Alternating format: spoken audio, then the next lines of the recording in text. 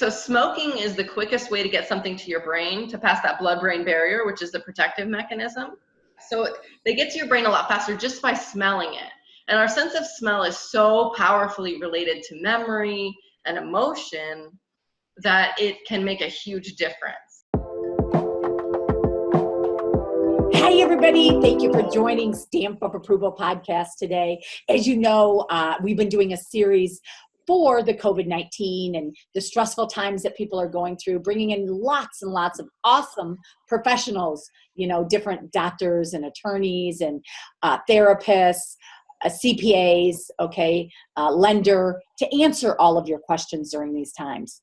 I'm Kristin Stampini, and I own multiple businesses. We opened up our virtual assistant business at the end of 2017, where we work with small business owners. We employ, train, hire, help them employ people through virtual assistants at a very affordable price. We also work in real estate. We have a real estate brokerage that we just opened up a couple months ago. We also have a real estate team. I'm a real estate coach for the Craig Proctor systems and coach people all around North America. And then we also have a real estate investment company. So today I'd like to introduce my guest, Lauridsen. And Lori is a licensed mental health counselor, a master certified addiction professional. Lori has been providing education, healing, and therapy for groups and individuals over 15 years. Lori has a master's degree in clinical psychology, as well as extensive training and experience in addiction treatment, which I know is very challenging today, right? Trauma, military populations, in many treatment modalities. Lori has provided individual group therapy and consultation at all levels of treatment, from inpatient to private practice. Lori has been teaching restorative and alignment-based yoga to individuals in treatment from crisis stabilization, substance abuse, rehabilitation, and community classes. Lori's passion is to use science and holistic practices to help others heal mind, body, and spirit. Thank you, and welcome to Lori today. Welcome, Lori. How are you? Thank you so much. I'm doing very well. Very well. Good. So we're going to really talk about today, we're going to go into mindfulness, yoga, aromatherapy. We're going to also go into some other things.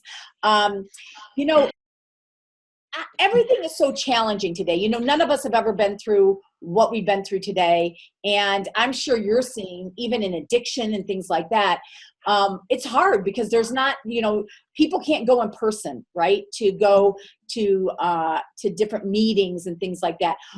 So what we're going to do is we're going to try to put you at ease that there are people here. Lori, you're doing a lot of things virtually now, right? Yeah, so I've been actually doing my private practice completely online for over a year. So I'm very well versed. I've used Zoom. Now I use Simple Practice, which is my electronic medical record. But yeah, so that's been my primary practice for over a year. So I'm super comfortable with it. And I can help clients who aren't comfortable, because this is new for a lot of people. So, really showing them that this can be a way to connect and to reach out, is really important. They talk about in AA that the phone weighs like 50 pounds, right? So when you're stressed and you want to reach out, it's hard. So reaching out in a new way, virtually, can be difficult for a lot of people. Now, for some people, not so much, but for a lot of people, it can. Right. And, a lot of people that never were depressed before are depressed. They're scared. They're angry. They're going through a lot of different emotions, right? So I can completely understand. I've been through a lot myself, so I can completely understand it. I've had a lot of hardship in my life, and so I can relate to what a lot of people are going through today. And bringing on these professionals is to help you get through everything that you can. And Lori, I'm going to just go ahead and let you get started. Sure, absolutely. Well, one of the things that I like to do with my clients and with people when I'm sharing things is start with a mindfulness practice. So what I'd like to do very briefly is just do a little grounding practice with you. So whether you're sitting in a chair or whether you are sitting on your couch or whatever, just focus on the feet on the ground. So maybe put both feet on the earth. If they're not already, whether you have shoes on or not, just kind of notice that. Bring your awareness to the feet. Notice, maybe wiggle your toes a little bit. Yes, and close the eyes if you're comfortable, so that you can bring full awareness to that. Notice the earth supporting you. Notice whatever surface you are seated on supporting you. Maybe even allowing your breath to deepen. Good. Preparing for this time together. Relaxing your shoulders away from your ears.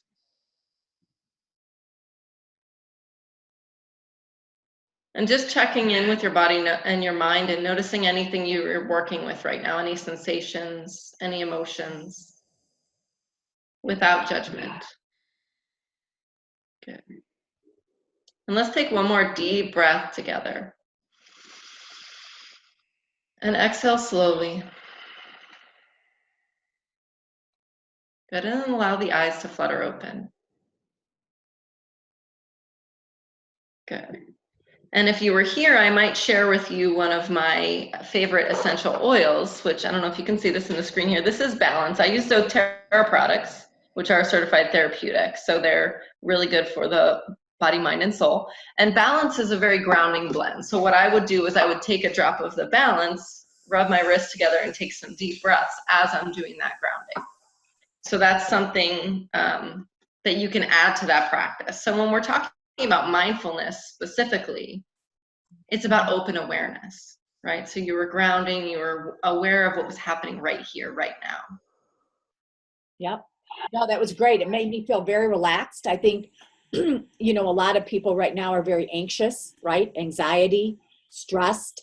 So that just made me just calm. It was very calming. It was awesome. Good. Yeah, and it's just a very simple practice. You can do that anywhere. You can also do that standing. So just noticing your feet as you're standing, feet hip distance apart. You can even close your eyes if you're balanced. And I felt like, you know, going into meditation from that as well, right? That was awesome. Absolutely. Yeah, good. Yeah, and the thing is I think the importance today is to stay connected to people. Isn't that important? Even though we have social distancing, we need to really stay connected to other people, because that's going to help with anxiety, right? And stress and everything. And if you are going through more anxiety and stress, or even, you know, suicidal, you know, things, you got to reach out immediately to somebody, right? Absolutely. Absolutely. It's really important to ask for help. And, you know, I'm going to back up for just 1 second and just talk about a framework that we'll discuss this in. So as human beings, you know, we talk about it in addiction as the biopsychosocial spiritual model of addiction. And that's a big mouthful. But what that looks at is that's really who we are as human beings. We're biological, we're psychological, we're social, and we're spiritual. Right? So looking at every aspect and how we take care of ourselves. I know you had Dr. Kim on, and she talked a lot about the biological piece and taking care of your eating and your sleep and your routine and those kinds of things. So that's really important. And as far as social connection, you know, that's one of the pieces as well, right? So and I'm hearing a lot of people talk about this, but it's really important to note that it's not social isolation, it's social distancing. That's right. You can still have that connection. Even, you know, taking a walk, and even if there's other people around, you just keep that distance. You can still say hi, you can wave at your neighbors, you can, you know, have conversations, but finding ways to connect is really, really important. So speaking specifically to mental health and to people who are having, you know, suicidal thoughts and things like that, you know, all of the mental health is considered an essential business. So all of the hospitals, the psych hospitals and facilities are still open. So if you're in an emergency, you can go, you know, and say, I need help, right? So the first step, usually people reach out. So there is a suicide hotline, and we can add the link here. So my brain wasn't thinking about the number for that off the top of my head, but it's pretty easy to find. You can actually text the suicide hotline as well. So that's something that's important. As far as meetings, you were talking about, like, right now people can't go to 12-step meetings, right? Which is a big part of a lot of people's recovery. So there are a lot of Zoom meetings happening. So if you go to AA.org or NA.org, there's, so that's Alcoholics Anonymous or Narcotics Anonymous. They have Zoom meetings going on. And there's intherooms.com, which they've had online chats for a really long time. So they have upwards of 300 people in those meetings sometimes. So don't feel alone, right? Number one, don't feel alone. And number two, reach out. Okay. Absolutely. There are so many people that are here to help you if you're going through anything right now. And I know I've been through a lot as well. So I can relate to people, especially, during times of crisis, because like I said, I've been through it. And definitely make sure that you're reaching out and doing the things, being in a routine every day. Don't let yourself be in bed every day, right? Get yourself in a routine, making sure that you're trying to take a walk, right? Or doing something, movement. Getting on chats, FaceTime, Zoom, so you can see people. If you're not communicating, it'll make you feel better. Even if you get up and, get dressed and, maybe even put on, makeup or whatever to make you feel good. And don't be hard on yourself, right? Don't be too hard on yourself through these times. Yeah, the biggest thing is having self-compassion. So, people talk about mindfulness. It's a big buzzword right now. And mindfulness is not just about being aware of the present moment. It's about being aware with kindness and compassion. Because if we're sitting in a meditation, for example, or we're trying to sit still and quiet, and then we're going, oh man, I really stink at this. I can't sit still. I can't meditate. I'm blah, blah, blah, whatever. You're not having kindness and compassion for yourself. Right. And that kindness and compassion is part of the mindfulness. So even if you're overeating right now, even if you've, slipped and you picked up a drink or a drug, or you slipped back into your mental health symptoms, having that kindness and compassion for yourself is really, really important. And actually, that's a good thing, because I have seen so many people out there as far as eating and overeating. So I've gone to Hippocrates, where I met Dr. Kim and stuff, and other wonderful people, and, to lose weight. And so fortunate, and obviously health and weight and everything that goes together. Fortunately, I have gained 2 pounds, but, I've seen people that have said they've gained 20 and this and that. So, just making sure that you are not too hard on yourself, but trying to get into nutrition as well through this, right? Right, absolutely. So when I talk about the biopsychosocial spiritual model, and I know that's a huge mouthful, but biologically it's picking something. So picking something from that category. What I would say is, if you look at each of those 4 categories, pick something there that you can work on, that you might want to commit to yourself, or something, something simple and easy. So maybe that is walking. So walking is the biological part, right? It's the exercise, but it's also the spiritual part. Connecting with nature is a form of spirituality. Meditation is a form of spirituality. Deep breathing, mindfulness, reading something, whether it's a Bible or, reading something on Eastern philosophy, or even just something for personal growth, that's spiritual as well. And then that's social connection. So maybe even, taking a walk, and maybe talk on the phone. Probably not FaceTime while you're walking, because that's probably not the best idea. Or even just walking with someone in your household, if that's available to you. Yeah. Sure. And so we talked about mindfulness, and what about yoga and aromatherapy and things like that as well? Sure. So, yoga is more than just exercise. So obviously that's a big part of it, right? There's 8 limbs of yoga. We won't go too much into all of that piece, but the important part to remember is that there's a lot of aspects. So we're doing the physical practice, but we're also doing the mindfulness practice, the meditation practice, the self-study practice, which is the things like reading, learning something new. For a lot of people, learning something new right now can be really helpful, but for a lot of people, they're back in, crisis mode. We talked about I talked about Maslow's hierarchy of needs with you a little bit earlier.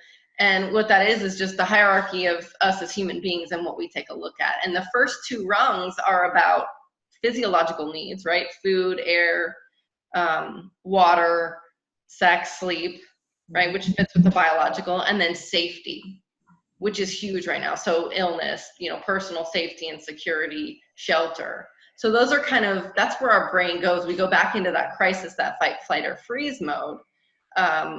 And we're not really able to think about other things. For a lot of people, it's, oh, I'm creative, I'm getting all these things done. And then there's a lot of people who are completely overwhelmed. So finding that balance, finding little things that you can do, little mindfulness and yoga practices. It doesn't mean you have to do a full hour. It doesn't mean you're doing hot yoga, right? So it might be something as simple as a mudra. So a mudra is a hand gesture that can be really helpful for your mood, for your practices, for compassion and self-acceptance. So I want to teach you a mudra right now, if that's okay. It's super simple. Yeah. I've never heard of it, so I'm excited. Yeah, so mudra is just a gesture. It's a fancy word. Sanskrit is the language of yoga, so that's where that comes from. So it's kind of like a prayer position. So there's actually, prayer position it's Anjali Mudra. So that's one, right? Either with the thumbs at the heart, which is more for the heart chakra, or for, for love and connection, right? And then you can also take it to the bridge of your nose and your forehead, which is a little bit more spiritual, and there's a little bit of a bow involved in that. So just as a reminder, most people know this prayer position in one way, shape, or form, right? So even just sitting here and taking a deep breath, maybe connecting the thumbs to the heart and feeling what that feels like. Good.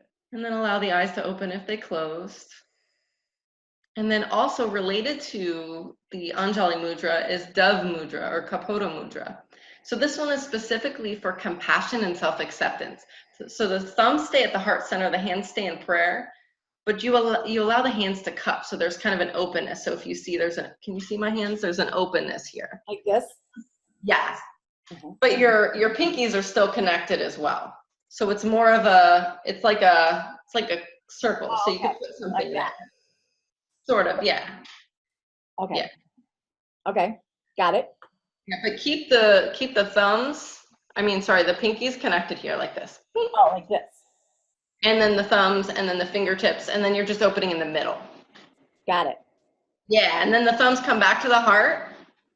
And this is about compassion and self-acceptance.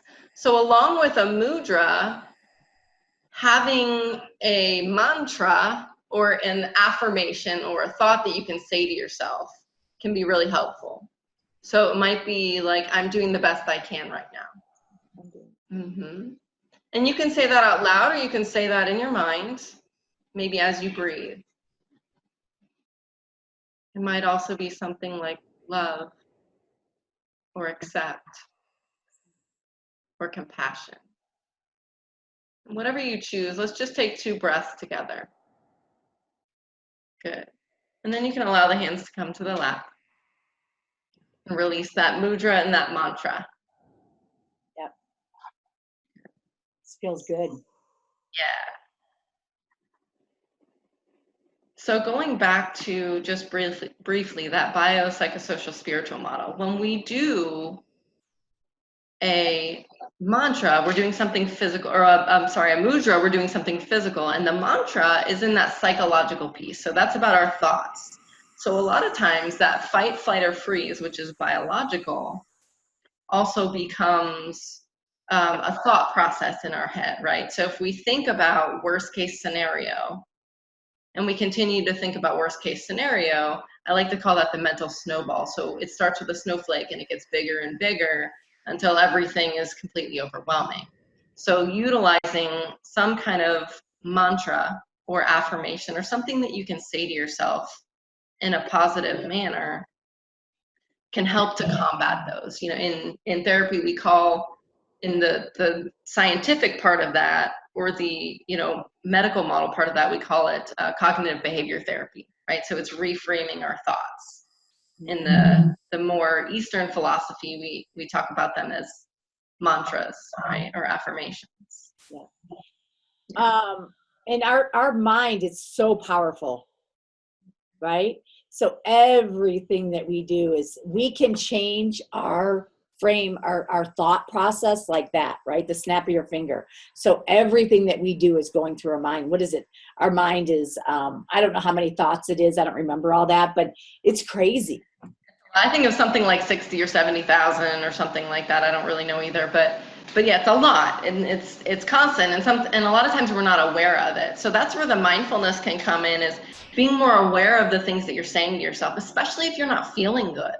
So if you're feeling physically or emotionally in a way, yucky, like that's my clinical term, yucky, then, being aware of that, being mindful and looking at, okay, what's going on with me right now? What am I thinking? What am I doing?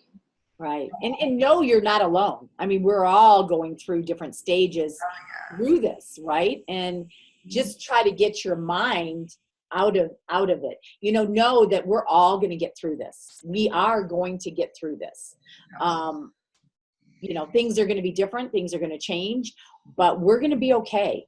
So just keep reminding yourself that we're going to be okay. Right. And try to do things because, right, obviously a lot of people, and even myself, I'll wake up, this has affected everybody. There's nobody I know out there that hasn't affected. And it also affects, obviously, a lot of our businesses, right? A lot. So I just wake up and, you can get depressed. I've been depressed. I've woken up depressed. I've woken up, but I try to really keep in a schedule and I try to work out a little bit and I, get dressed and don't stay in my PJs all day and, come to the office, try to put on some makeup, not maybe every day if I'm not in front of people, but doing the things and trying to keep in a routine to make me feel good, right? And then I try to stay out of my mind and try to keep optimistic, okay, and not negative thoughts in my mind, right? Sure. Absolutely. And it's really important to have a balance of that, right? Because a lot of times when we talk about thinking positively or being optimistic, for some people that can be completely overwhelming. Have you ever been around somebody when you're not in a good mood and they're super positive and it's just like, like go away. That's so annoying, right? So it's about finding that balance and allowing yourself to not be okay as well, and doing something that helps you to feel better in that moment. Talking about it with someone, utilizing all those methods that we talked about, going to a meeting, calling a therapist, talking to a friend, journaling, writing it down, getting those thoughts out of your head can be so incredibly helpful, even if it's just for a few moments. What I would say about that is to give yourself a time limit, because if you allow yourself to sit in that, and it's the same thing with the news. If you want to know what's going on, limit it. I have alerts on my phone, and that's how I know what's going on. Other than that, I don't sit in front of the TV because it's overwhelming. You'll overwhelm yourself. And so give yourself a time limit to just sit in it, to express those feelings, to have that, the feelings of overwhelm or sadness or whatever, because that's important. That's an important part of the grieving process of a change in our way of life right now. Right. And then look at not just how do I be more positive, but something that's more realistic. Maybe looking at all the times that you have gone through something that's been difficult, even if it was when you were a little kid. You have been through, even if you don't believe that right now, you have been through a lot of things, and you've gotten to the other side because you had the tools. Even if you didn't know what you did, you had the tools to get through it.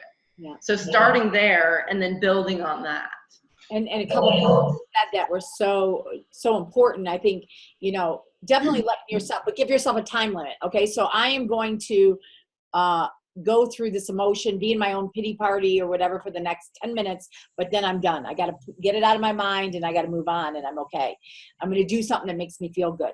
And then also social media, okay, being on social media, the negativity of it, and the news. So I give myself on news about 15 minutes a day. Okay. Just because I just want to know what's going on, but I don't get myself involved. Just like politics, I'm not involved with. I don't like to see all the negativity of things, right? So those are really good. What about aromatherapy? So aromatherapy can be a huge help in all those aspects. The biological piece. So the biological part of aromatherapy, and I don't know if you can see them. I'll pull them up in a second. The biological aspect of it is that these oils the molecules are so small, they get to your brain faster than any drug. So smoking is the quickest way to get something to your brain, to pass that blood-brain barrier, which is the protective mechanism. And that's about 7 to 12 seconds. The oils, it's somewhere around 5. Wow. Right? Yeah, so they get to your brain a lot faster just by smelling it. And our sense of smell is so powerfully related to memory and emotion that it can make a huge difference. So in the biological piece, you have that, how it affects the brain. You have the immune boosting pieces. So specifically what I'm using right now is On Guard, which is, can you see that? Yep. Yeah.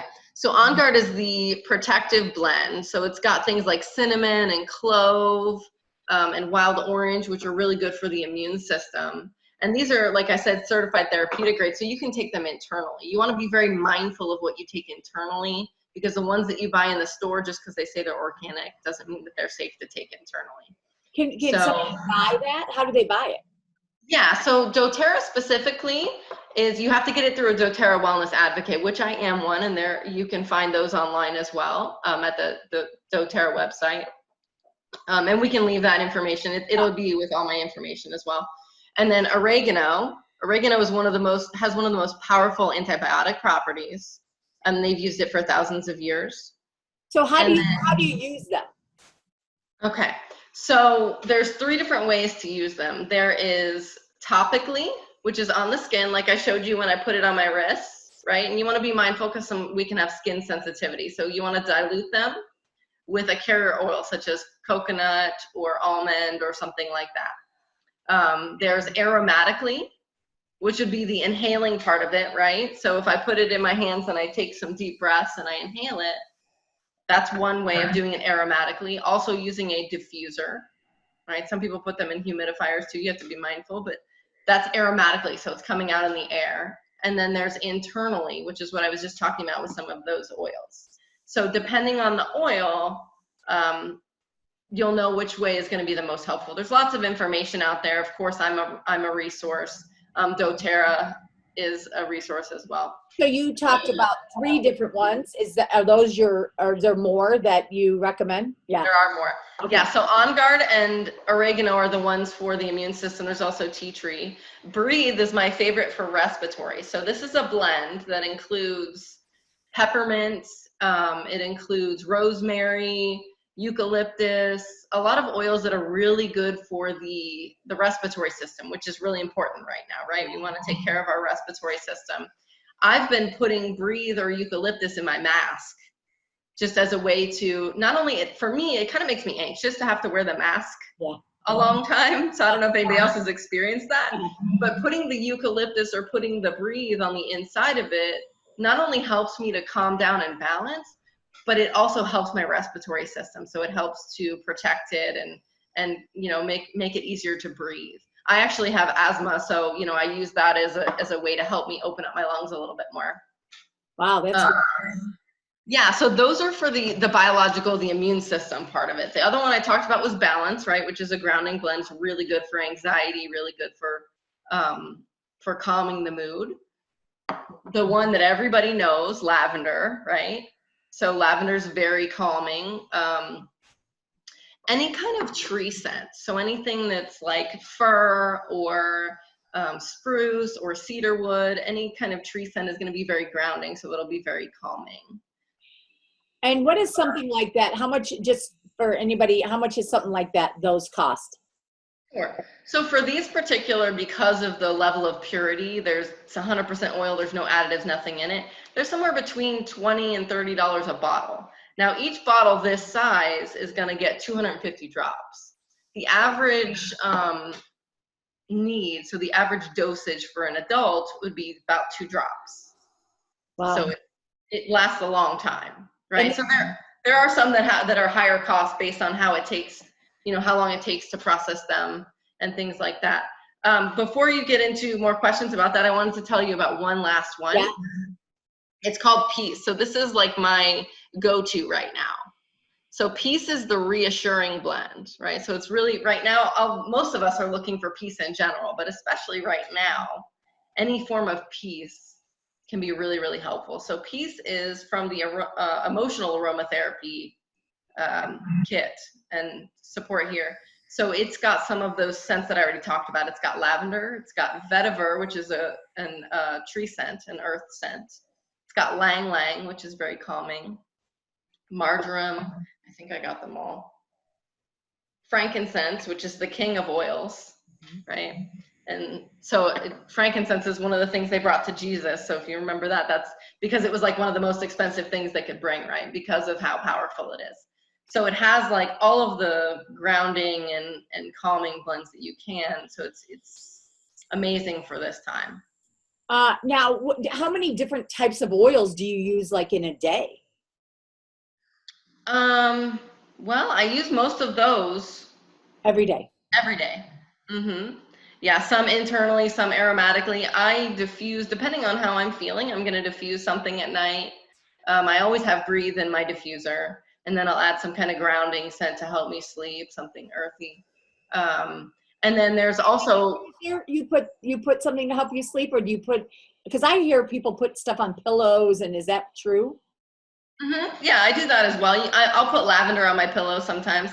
So you can really easily put it in a glass bottle, like put a few drops of that in a glass bottle with just water and just spray it on your pillow. So that can be really nice. I'll do that frequently, or the peace even as well.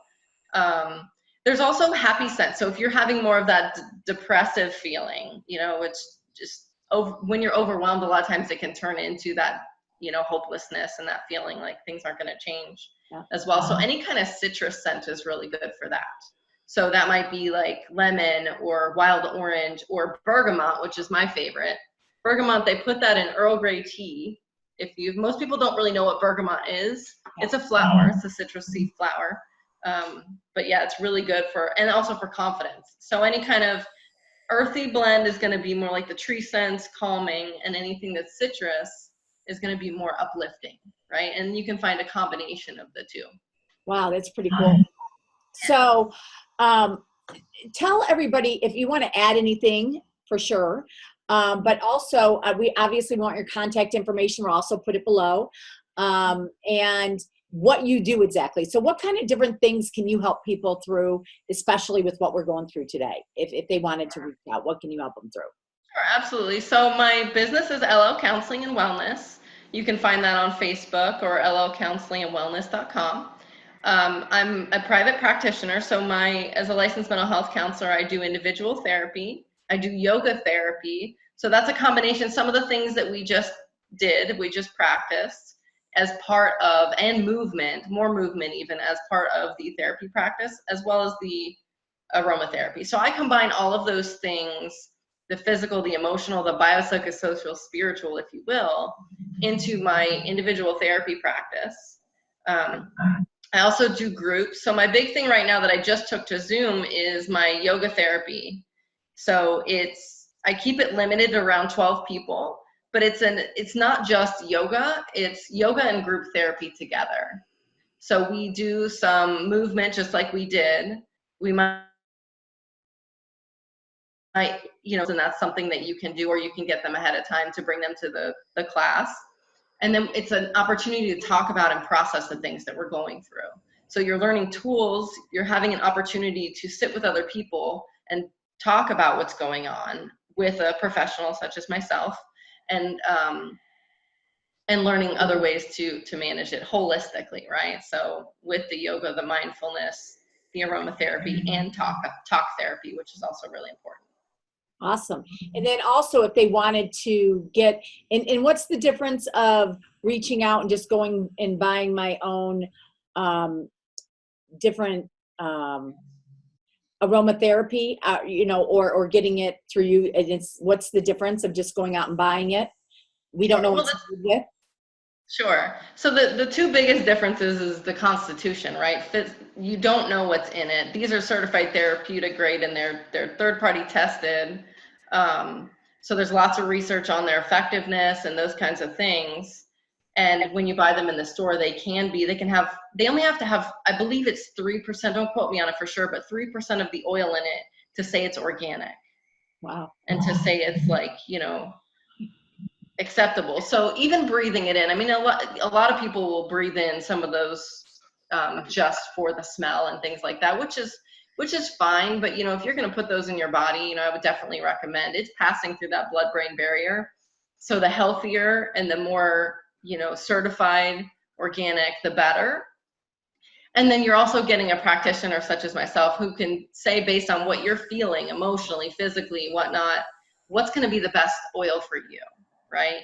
And some of that's going to depend on your sense of smell and what feels good for you. So we have to try out different things, but I have the knowledge, with my background in clinical psychology, as well as my yoga background, to pick out, what's going to be the best for you. And how to use it, right? And how you use it, absolutely. Which is huge, because I'll be honest with you, I've bought in a couple, but I just put them on pillow and I'm like, what is this? I mean, it smells good, but I'm like, what is it really doing, right? So for somebody like me, I have really no clue how to use it. So definitely using somebody like you to guide me through it and to pick the right things and is exactly what I need. So the best way to reach out to you, is it through Facebook, website, or what is it? Phone? I don't know. Sure. Yeah. I mean, obviously the easiest way to get me directly would be the phone, but you can go locounselingandwellness.com. There's a contact me page there. It also has a link to my Doterra page. But I would encourage you, my consultation's always free. So I would encourage you to reach out to me. Oh, wow. You can call my phone number directly, 407-435-5013. Or you can go there, or Facebook. So I put a lot of content on my Facebook that has some of this stuff. And I just actually, with all the time I had, I just did posts for like the next 2 weeks or so. So you'll get some good content there at LL Counseling and Wellness. But yeah, my consultation, it's, about 20 minutes. So we can kind of figure out, whether it's just oils, whether it's therapy, yoga therapy, just some individual yoga stuff, whatever the case may be, we can determine if we're a good fit. So yeah, I always offer that for free, and just to kind of get an idea, and we can do that either video or phone. Oh, awesome. Awesome. Well, thank you, Lori. So much awesome information today. And I really appreciate you joining me for our podcast. And I'm sure all of our listeners just really learned a lot, as I did as well. Okay. Thanks, everybody. Thank you so much. Okay. Have a great day.